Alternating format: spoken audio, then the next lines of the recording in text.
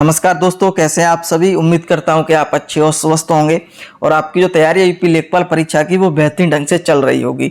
मैं हूं रंजीत और आप सभी का बहुत बहुत स्वागत करता हूं अपने यूट्यूब चैनल टॉपर्स 24 में। और आज की वीडियो हम सामान्य ज्ञान जीके के 25 प्रश्न सम्मिलित करेंगे जो सिलेबस पर आधारित होंगे, जो लेखपाल परीक्षा के लिए महत्वपूर्ण है। और आज की वीडियो हम सेट 7वां कराने जा रहे हैं। इससे पहले सामान्य ज्ञान जीके के मैं 6 प्रैक्टिस सेट आपको करा चुका हूँ और 6 प्रैक्टिस मैंने पूरी प्लेलिस्ट बना दी है सामान्य ज्ञान से, तो सभी प्रैक्टिस सेट आप लगा सकते हैं, स्वयं की तैयारी परख सकते हैं हमारी तैयारी लेखपाल परीक्षा के लिए कैसी चल रही है सामान्य ज्ञान की।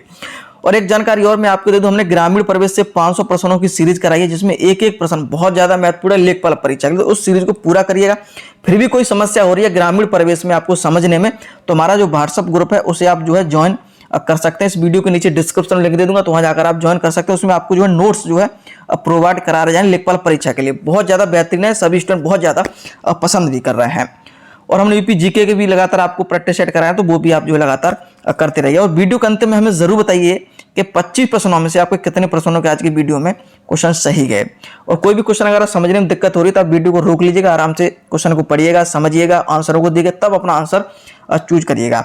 तो शुरुआत करते हैं क्वेश्चन नंबर 1 से। झंडा गीत विजयी विश्व तिरंगा प्यारा किसके द्वारा लिखित है? ऑप्शन आपके इस प्रकार हैं, बांकीदास द्वारा, माणिक्यलाल वर्मा, हीरालाल शास्त्री। डी ऑप्शन आपका है श्यामलाल पार्षद।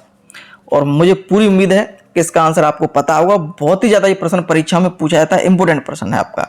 तो इसका आंसर आपका हो जाएगा श्यामलाल पार्षद। जो विजय विश्व तिरंगा प्यारा जो झंडा गीत है वो आपका श्यामलाल पार्षद ने लिखा है। पार्षद की जगह कभी कभी यहाँ पे गुप्त भी लिखा रहता है, तो ध्यान रखिएगा, आपको कंफ्यूज नहीं होना, श्यामलाल गुप्त भी यहाँ पे आपको ऑप्शन में मिल सकता है। तो इसका आंसर आपका क्या हो जाएगा? डी ऑप्शन हो जाएगा। अगला प्रश्न आपका है, राष्ट्रीय पर्यावरण शोध संस्थान कहाँ स्थित है? ऑप्शन आपके हैं देहरादून में, नई दिल्ली में, नागपुर में और शिमला में। तो इसका जो सही आंसर आपका वो है नागपुर में। C option is right answer है आपका। अगला प्रश्न है, मोहिनीअट्टम का संबंध किस राज्य से है? वेरी वेरी इंपॉर्टेंट है ये प्रश्न, पता नहीं कितनी बार परीक्षाओं में पूछा जा चुका है। तो ऑप्शन आपके हैं केरल, तमिलनाडु, उड़ीसा और कर्नाटक। तो इसका आंसर आपका क्या हो जाएगा? जो मोहिनीअट्टम का संबंध आपका केरल राज्य से है। अगला प्रश्न है, लौह अश्क सबसे अधिक किस राज्य में पाया जाता है? तो ऑप्शन आपके हैं बिहार, झारखंड, राजस्थान और मध्य प्रदेश। इंपॉर्टेंट क्वेश्चन है, यही प्रश्न कई बार परीक्षा में पूछा जाता है। तो इसका आंसर आपका क्या हो जाएगा? वो हो जाएगा झारखंड। तो लौह अश्क के सबसे ज्यादा भंडार जो आपके कहाँ है? झारखंड में मिलते हैं, ठीक है, ध्यान रखिएगा।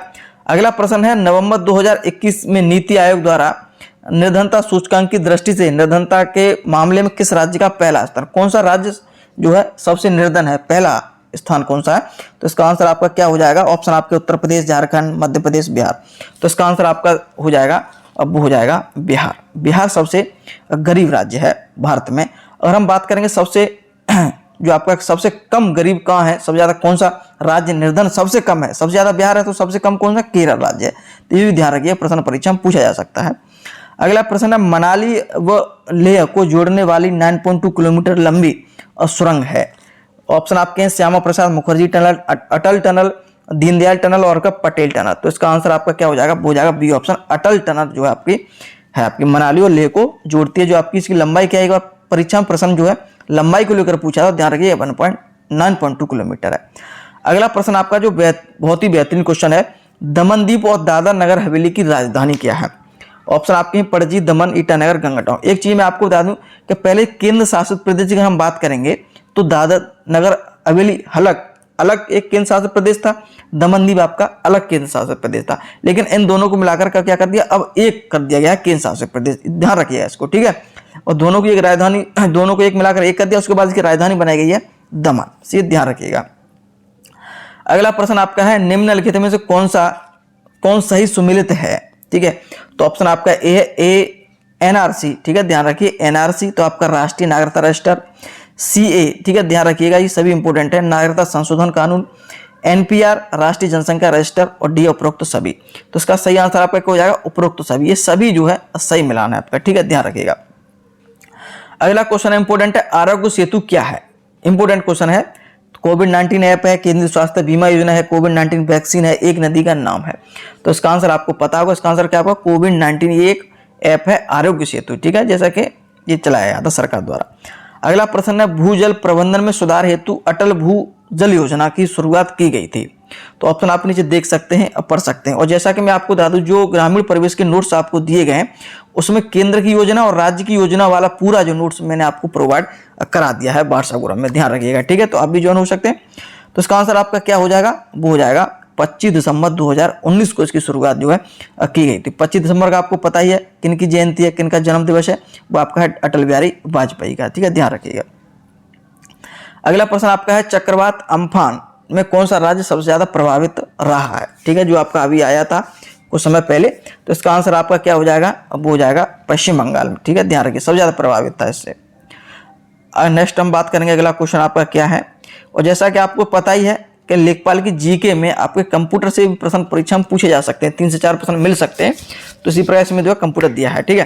तो जो आपका एनआई क्या है, ये एनआई का आपका क्या है, ये प्रश्न बहुत ज्यादा परीक्षा में पूछा जाता है, ठीक है।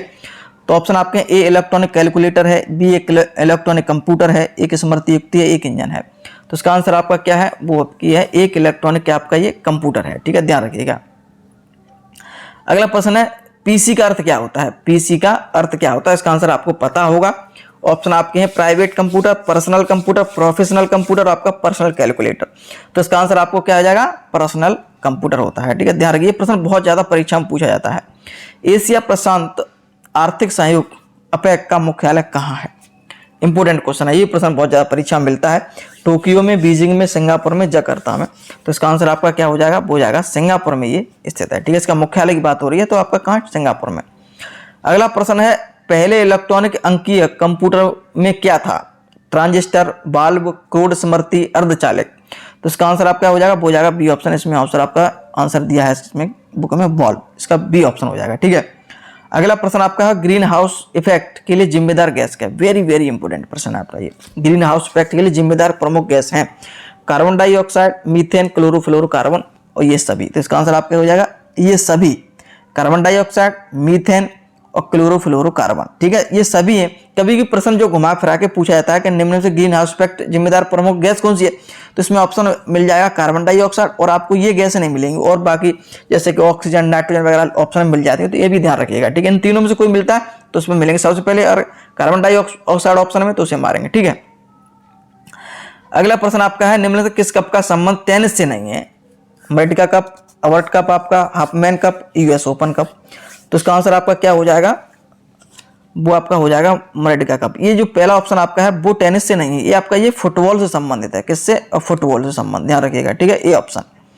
अगला प्रश्न आपका है जो इंपोर्टेंट है, भारत में प्रथम जैव मंडलीय आरक्षित क्षेत्र कहाँ स्थापित है। ऑप्शन आपके लक्षद्वीप में, अरावली में, अंडमान निकोबार द्वीप समूह में और नीलगिरी में। तो इसका आंसर आपका हो जाएगा, अब वो हो जाएगा आपका नीलगिरी में। एक चीज आप ध्यान रखिए, भारत में प्रथम जैव मंडलीय आरक्षित नीलगिरी को बनाया था, और ये कब बनाया था, 1986 में, ठीक है। कभी कोई प्रश्न यही पूछा जाता है सबसे पुराना, प्रथम या पुराना लिख देता, आपको कंफ्यूजन नहीं होना, तो पुराना भी यही है नीलगिरी, ठीक है, ध्यान रखिएगा।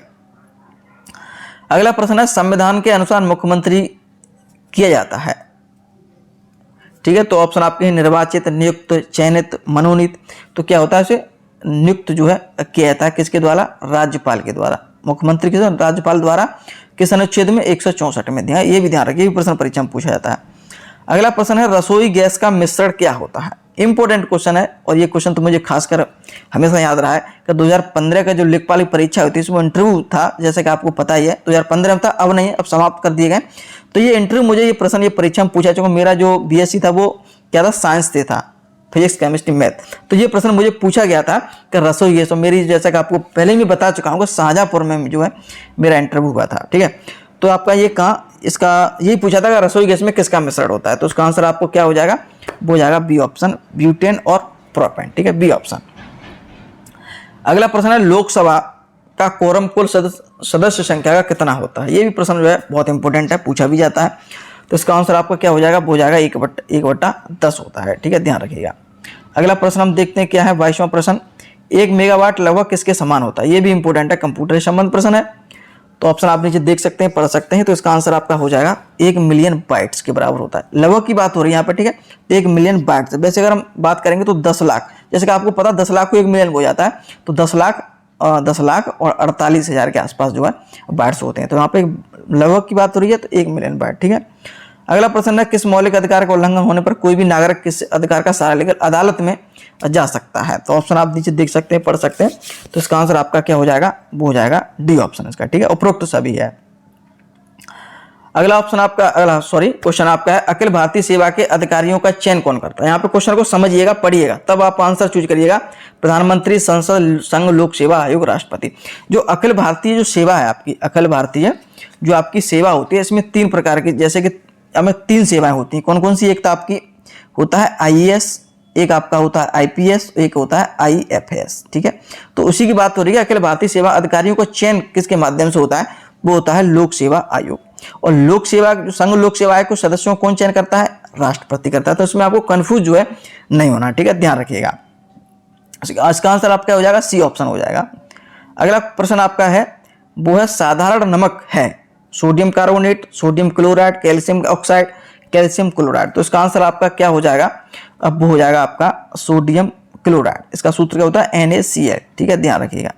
तो इसका आंसर बी हो जाएगा। और उम्मीद करता हूँ ये 25 प्रश्न आपको बहुत ज़्यादा पसंद भी आए होंगे।